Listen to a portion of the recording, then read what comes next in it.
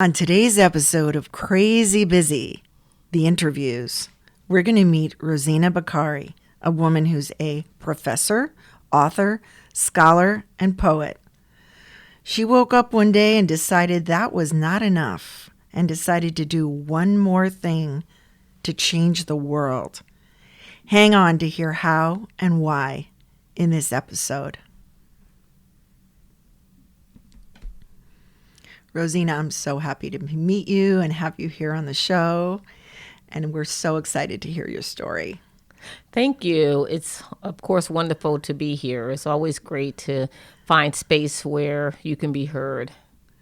You know, a brilliant lady named Ian Levan Zant used to substitute at a church I would go to in Los Angeles, Wow. and she said, when you tell your story, you change the world and you heal yourself. And I heard you say something similar to that yesterday. Yes. And your story is so powerful.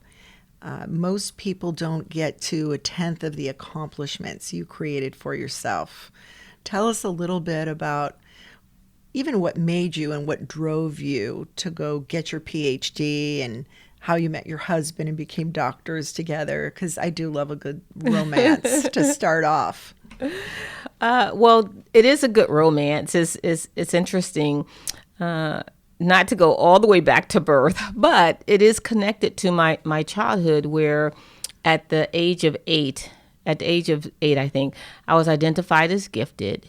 And this is in the 60s. So if you can recall what happened, not that you were born then, I know, but if you can recall what the 60s were like, the schools had only recently been integrated, and they really were not integrated just on paper then.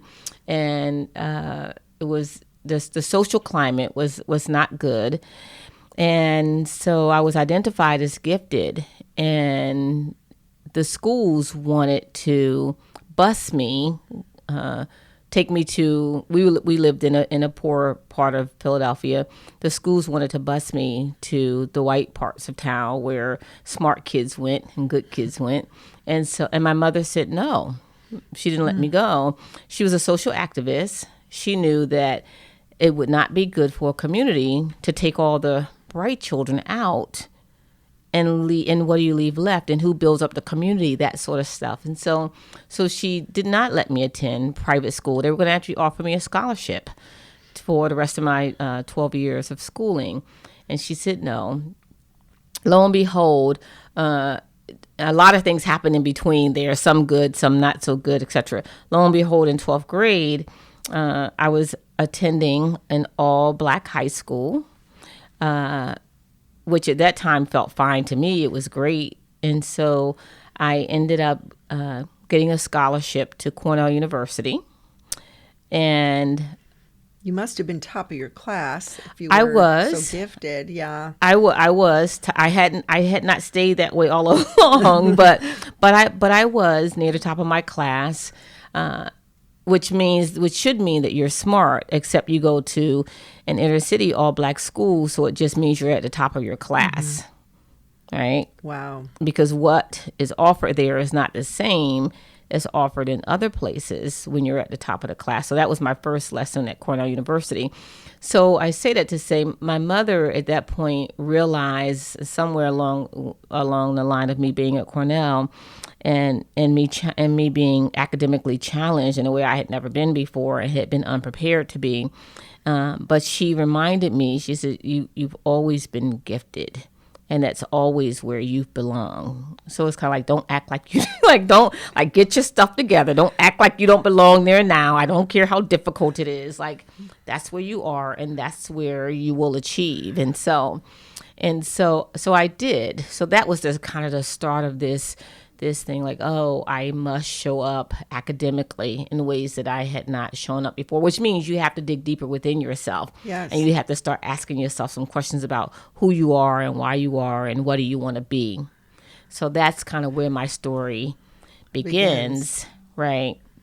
And so through that, I graduated in 4 years. And then it occurred to me, oh, I really am good at this academic stuff. So I stayed in school because that was way less scary than coming out and being a real adult. And so I ended up going to Brockport, SUNY Brockport, and so at 22 years old, I had my master's degree. So that put me in a field to do some serious work, mental health work. And I worked as a drug and alcohol rehab therapist at 22 years of age. Oh my God. What an awakening. Yeah. Changed my worldview. And I only lasted 3 years in the field. So I got out of the field, burned up, like, oh my God, like, because when you graduate your master's, people are like, you've arrived, you're going to go change the world. And you went to serve time. Right. Right. So having been burnt out, I ended up moving back to Philly to kind of get a shift into a restart, coming back to New York. I wanted you to know that I have lived in upstate New York for 5 times and will be moving back to New York for a 6th time this summer. So there is some magic about the state of New York for me. We have that in common. I've lived in New York 4 times, and I went to California and came back, and went to California and came back. What is up with that? It's home. Yes, yeah. Yes. So when I came back this time, I was at Oneonta, State University of New York at Oneonta, and my husband-to-be was working there. So that's where we met. He was working in higher education administration and student services side, and I was a therapist in a counseling center. Very cushion job. I love it. But my husband didn't stay there long. He moved. I moved. He moved. He didn't want to be without me because that's what love does. Here's what a love story comes into play. And so a year later, we got married, and I moved to Wisconsin with him. So that's how we ended up. When we got married, when I met him, he was just finishing up his master's degree. But he always told me he was interested in earning his PhD. And so we got married. We had children right away. And I'm like, these are your PhDs. There's your P, there's your H, it is not going to be a D, right? So, but lo and behold, when the children were 3 and 4, I think we uprooted them, moved to Colorado, Greeley, Colorado, to work on his PhD. So what's interesting is that while he was working on his PhD, and I'm supporting him in that and giving feedback, he's like, you need to do this for yourself. Like, you don't need to be trailing behind me. Like, you need to do this for yourself. And so he sort of insisted that we both come out with PhDs. So I started my program a year after him. Doesn't sound like anyone has to twist your arm to go to more school, though. No, I wish there was something beyond the PhD. Like, I know people who get 2 PhDs. That doesn't make a whole lot of sense to me. But yeah, it's right. You don't. And so I finished my PhD in 3 years, and so that we could finish together. And with children at home. I was homeschooling the children at the time. How did you manage all this? Sounds like a recipe for crazy busy. First it's busy, but it's not hard, I guess. And that's the difference. I'm much better at doing things that are busy because I'm good at a lot of stuff. I've recently learned that I'm not nearly as good at doing things that are hard. So that's my hard work, is learning to do things that are difficult. Because when a lot of things come easy for you, you don't get a lot of practice at doing things that are difficult. Yeah. And so you had succeeded at all of these things that are hard for most of us. Yes. And now your life started to come into a place where you were going to be faced with some hard things. Right. Tell us about hard that. is different. Hard is way different than busy. So here I am. I've done all these life tasks that tell you you're successful because they've been easy for me. Now the hardest thing comes into my life, which is healing from childhood sexual abuse. Now the hard part starts. Yes. It's like, oh, that's not a substitute. You can't do this. You can't give me all the easy, busy work and then throw the really hard work at me. And so, which I'm sure had something to do with the comfort of busy for me, because it becomes a survival tactic. Yes, it does. Right. People, survivors of abuse are typically either quantum achievers Yeah. or they get into drugs and alcohol to mask the Exactly. pain. So for Right. Not a lot of you, medium. you were an achiever. Yes, I was an achiever. And so I started addressing issues seriously. I won't give it a whole history because it's not like it was the only time it came up. But this journey that I'm on now, the current journey of healing, started around 2006, 2007, when I made a decision to live openly as an incest survivor, because life just slaps you in the face. I always say that survivors come to the healing path kicking and screaming like a toddler who doesn't want to come off the playground, but his diaper is full of poop. Yes. Yes. It's a great analogy. So my diaper full of poop. You had to do something. I had to come off the playground. Yes. And you had to take care of you. And take care of me. Yes. And when the busy no longer fulfills you and the busy doesn't take care of you, then you have to find a way to absorb this into your identity and your beingness and all the other things that I thought I was supposed to be in the world. So that's where the hard part came for me. One thing I know I'm good at is what? School, academics. So when the tough gets going. You went back to school, didn't you? I did not go back to school, but I went to the research. Okay. It was the only way I know To study. To study, Yes. right? And so I went to study myself again, what is happening here? Like I was in a really deep place, really dark place. And so I went to the research and I'm like, what is going on with me? Which is great because I couldn't do that. The reason I had this sporadic healing journey, because I couldn't do that when issues came up when I in my 20s or my 30s. They didn't have the internet. So now, finally, I'm in this space of darkness and I have something to reach for because I can go online, I can research, I have access to scholarly journals and all this stuff. And so that's what I began looking at. Lo and behold, I found that what I was experiencing was pretty normal for the scope of what I had experienced. And with all this education you had, you didn't know that because it isn't head related. Right. That's until right. you saw this research and understood the numbers. Yes. And the internet has revealed so much. Yes. And removed the blanket of shame Right. that any survivor has had to deal with in secrecy before. So what were some of the things you learned that empowered you to start Talking Trees? And tell us about Talking Trees. So in the research, what I found was that my experience was pretty normal. The number of violators, 3, who the violators are, family members, the age that it starts, between 5 and 8. So I was it's like, oh, I'm normal in so many ways that I never even understood, because if you never have conversations with people, you don't know. All you have is the narrative in your head that was given to you by the violators or those who support them.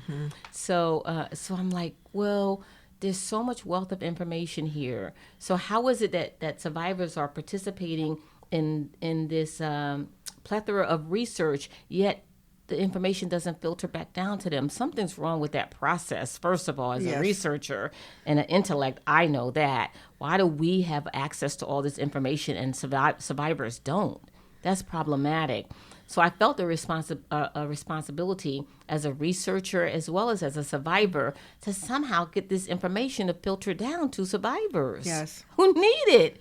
Right? Forget what you need for tenure. There are survivors who need access to this information. Yes, who are trapped in their childhood state. Yes. Of secrecy and shame. Yes. Because their adult version has never been able to share. No, it has not evolved. But we don't know that. We don't know that at all. So that's what I started Talking Trees, literally to help create language around adult survivors of childhood sexual abuse. We didn't even publicly have the term coined. People were using it in a literature, but people like me were not identifying as adult survivors of childhood sexual abuse. We didn't know what to call ourselves.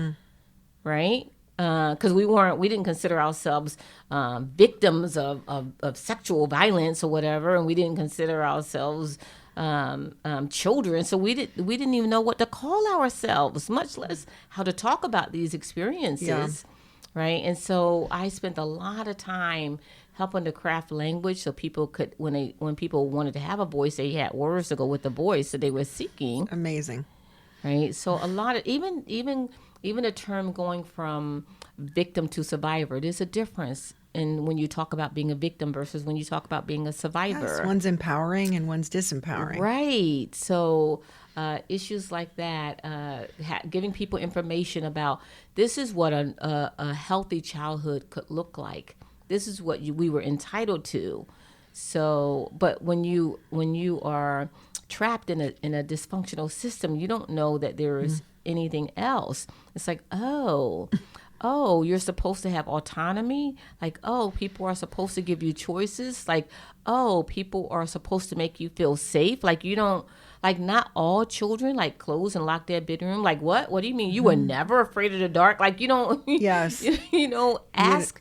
You don't understand what is the lines between all this. Yeah. Right. So you're never really living your full authentic self or even your full adult self because you're carrying around so much baggage from childhood. So I wanted to create an organization that would help survivors unpack some of that stuff. So I've written every day for the past 10 years to help survivors do that. Wow, that's a huge commitment. Yes. And something that must be a priority for you in your life with all the other things you have going on. How do you make space for something like that? I have clients telling me they don't have 5 minutes to meditate every day or to take care of themselves. And this is a commitment you've made to others that you've kept every day for 10 years. No matter where I am in the world. And I have been a lot of places in the world. Yes. So, yes, it's a priority. I knew that it had to be daily. I knew that because I knew the complexity of what survivors live with and trying to write. And the one of the things that survivors grow into is getting accustomed to not having consistency and having their lives not be predictable, which is extremely important to human development, that children can predict what's going to happen around them and that they feel safe and that they can rely on something. Knowing that those things are often absent for adult survivors, it was critical for me to provide that and not play with this thing. Either I was going to do it or not do it. You show up, you be consistent, and you be supportive. And that's what my commitment has been for the last 10 years. People don't have to guess when Dr. Bakarii is going to post again. That was really great. I wonder when she's going to post again. Yeah. I mean, Robert Cialdini writes a book about the power of influence and persuasion, and one of the 6 keys is consistency. Yes. And so, when you're buying or negotiating, even as a business or with a company, showing up consistently, doing what you say you're going to do. Right. And I imagine, because we don't know who we're dealing with in business, some percentage of people we deal with every day have been victims. Absolutely. And are survivors now. Absolutely. And since they're survivors, they could be triggered easily by you not calling back when you say you're going to call back, by not delivering the proposal when you say you will. And that creates a lack of trust. Yep. Yeah, absolutely. Yeah, there's 60 million adult survivors of childhood sexual abuse in America alone. Just in America, there's 60 million.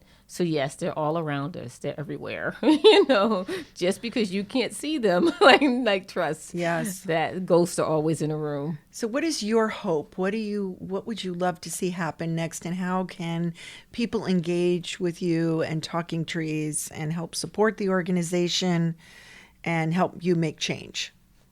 So the last couple of years, what I've been really focusing on is finding listeners. I spent over 5 years, the first 8 years of Talking Trees, I've spent trying to help survivors find the voice. One big thing that happened with the Me Too movement, which was a piece of it was very disappointing to me, was to have all these voices come out. And then the question becomes, well, who's listening? Who's listening to all these, and what kind of damage we may be doing by people opening themselves up and having nowhere to be heard. So the last couple of years, I have really been asking people to listen. So we started another part of Talking Trees called the We Too Mission, where I'm going Love to it. doctors and saying, hey, when people come to you and your hands need to go on their body, are you conscious? Are you aware? How are you interacting with people? Saying to therapists, just because you've been trauma trained, are you conscious enough about who's in front of you that your first question is not about forgiveness or the details or whatever, that you are there to meet that client where they are?